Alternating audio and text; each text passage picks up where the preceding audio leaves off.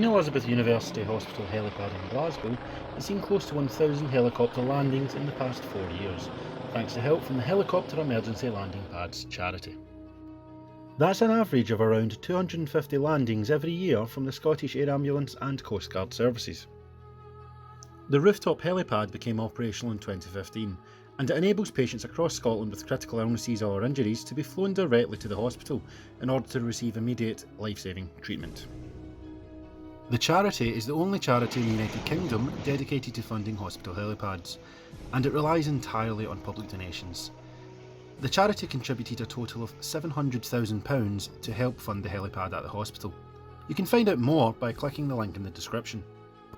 Robert Bertram, Chief Executive of the Help Appeal, said, "Everyone is aware of the vital roles that hospitals and air ambulances play in treating a critically ill patient, but having a helipad beside the emergency department can play a significant part too, as it saves time in transporting a patient to the expert care they need to save their lives.